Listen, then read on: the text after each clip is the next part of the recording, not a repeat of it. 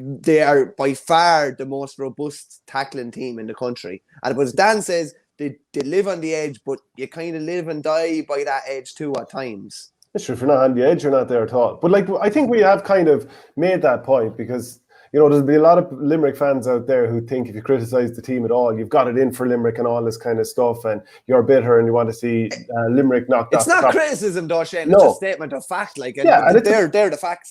And it's a point there to be discussed. And I think my reaction a couple of weeks ago was to say it's a bit like Aidan O'Shea syndrome, that because he's the biggest man on the field in a lot of cases, that when he goes in and tackles, he's blown quite quickly because he might send a guy backwards. Whereas if someone tackles him, he might be fouled and he might be impeded in terms of trying to use the ball or move a certain direction. But because he's such a big guy, he's not given it. So there's an element of that with Limerick. But you are playing on the edge. I mean, all good teams do it. Do you remember back in 2009, all this talk about Kilkenny playing too far on the edge? I think it was 2009, because Tommy Walsh was focused in on big time after that Galway game in Tullamore, which I think was Galway's first game in the Leinster Championship, which means it was 2009. And by the end of the championship, Tommy Walsh is the last man holding the ball at the end of the All-Ireland final. He wins Hurler of the Year, he wins Man of the Match, all that kind of stuff. Playing on the edge is the right thing to do.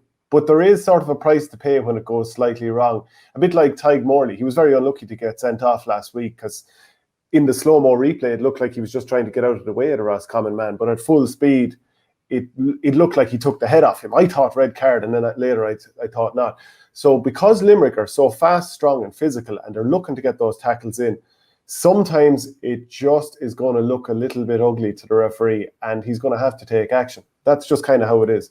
Yeah, and there's probably an element to it as well that's where, at the second half of the Munster final last year, Waterford were in a bit of trouble, and I genuinely think it was a tactic. Just run at them, just try and draw frees, just try and get ourselves back into the game. Now, I don't think necessarily, like John Kiley mentioned about simulation, I don't think teams are throwing themselves to the ground or anything like that, but teams are going into the tackle and inviting that robust tackle. And if the referees are giving them, would you not be a fool not to do that?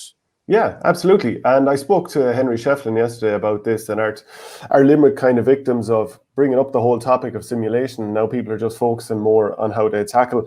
And you can check out that interview with Henry Shefflin that was done yesterday. That's on the Our Game playlist, in the interview playlist on YouTube. Certainly, yeah. So looking at those... Just a quick one, Shane. A little aside, you mentioned that first game Galway played in Leinster. I've never actually, I'd say only about 4 or 5 people know this, but Kilkenny were 2-9 to win that game, and I was punting a good bit at the time and looking for a bit of value.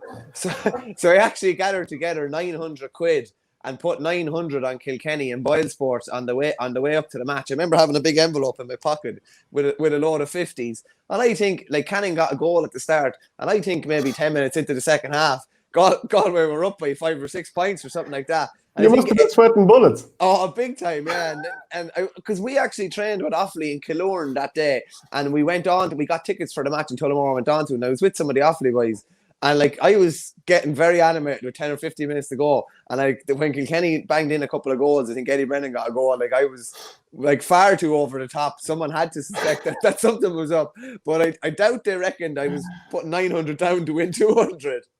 Ridiculous. So you're betting on a competition that you were in. You'd be expelled these days for that sort of crack. Yeah, potentially, actually. Yeah. Okay, I'm going to wag the finger on that one a little bit. That's an interesting angle. There were many different angles you could have taken there. I wasn't expecting that angle.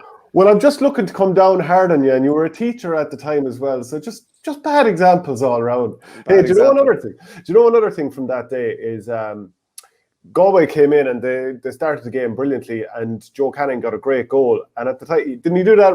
John Cena, you can't see me. And as a big wrestling man, you must have been loving that even more. I wasn't loving it when I had 900 quid in the opposition. I can tell you that.